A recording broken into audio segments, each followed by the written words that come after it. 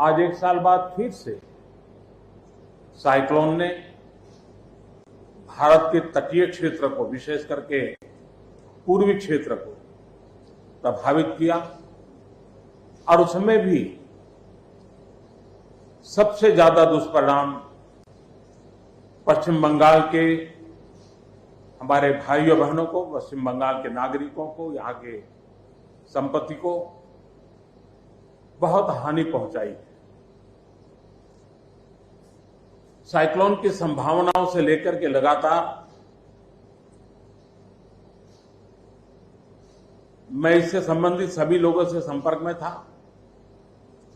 भारत सरकार भी सतत राज्य सरकार के संपर्क में थी।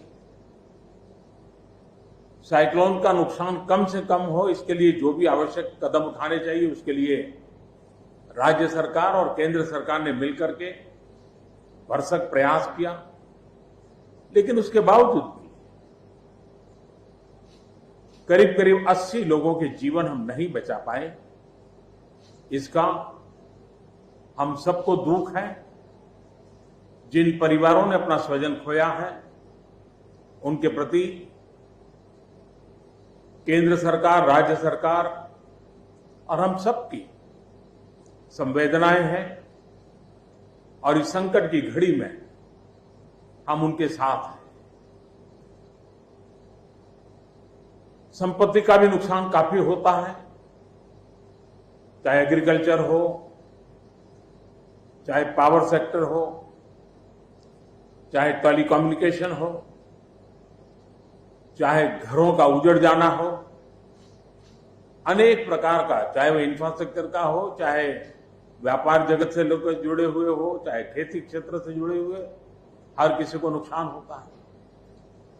आज मैंने हवाई निरीक्षण करके बारीकी से इस प्रभावग्रस्त विस्तार को मुख्यमंत्री जी के साथ, गवर्नर श्री के साथ दौरा करके उसको देखा है। अभी राज्य सरकार ने और मुख्यमंत्री जी ने विस्तार से मेरे सामने जो भी प्राथमिक आकलन है उसका ब्यौरा दिया है। हमने तय किया है कि हो सके उतना जल्द डिटेल में सर्वे हो, कृषि का हो, पावर सेक्टर का हो, टेलीकम्युनिकेशन का हो, घरों की जो स्थिति है, इंफ्रास्ट्रक्चर की जो स्थिति है।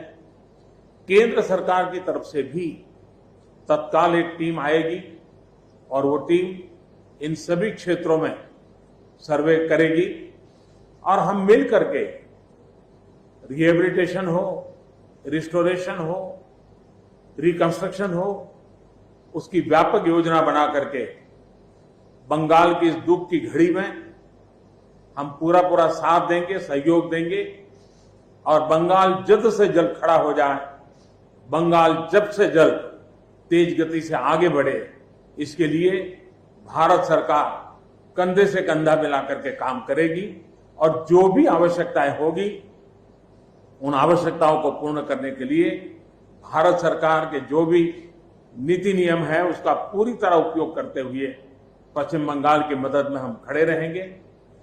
अभी तत्काल जो इस संकट की घड़ी में राज्य सरकार को कठिनाई न हो, इसके लिए एक एडवांस असिस्टेंस के रूप में 1000 करोड़ रुपया भारत सरकार की तरफ से व्यवस्था की जाएगी। साथ साथ जिन परिवारों ने अपने स्वजन खोए हैं उन परिवारों को प्रधानमंत्री राहत कोष से 2 लाख रुपया और जिन लोगों को इंजरी हुई है उनको 50,000 रुपये तक की सहायता देने का भी हम प्रधानमंत्री राहत कोष से करेंगे। पूरी दुनिया एक संकट से जूझ रही है। भारत भी लगातार कोरोना वायरस के खिलाफ लड़ाई लड़ रहा है। कोरोना वायरस की लड़ाई में जीतने का मंत्र और साइक्लोन में जीतने का मंत्र दोनों पूरी तरह एक दूसरे के ऑपोजिट है। कोरोना वायरस से लड़ने का मंत्र है जो जहां है वहीं रहे, जरूरत नहीं हो तब तक घर से बाहर न निकले और जहां भी जाए 2 गज की दूरी बनाए रखे। लेकिन साइक्लोन का मंत्र है कि साइक्लोन आ रहा है, जल्दी से जल्दी सुरक्षित स्थल पर आप शिफ्ट कर जाइए, वहां पर पहुंचने का प्रयास कीजिए, अपना घर खाली कीजिए। यानी दोनों अलग अलग प्रकार की लड़ाइयां एक साथ पश्चिम बंगाल को लड़नी पड़ी है, लेकिन उसके बावजूद भी ममता जी के नेतृत्व में राज्य सरकार ने भरसक प्रयास किया है। भारत सरकार ने भी लगातार उनके साथ रह करके इस संकट की घड़ी में जो भी आवश्यक, जो एडवांस में करने योग्य था, जो उसी समय करने का योग्य था और जो आगे दिनों के करने की आवश्यकता है, उसको भी पूरा करने का हम प्रयास करेंगे।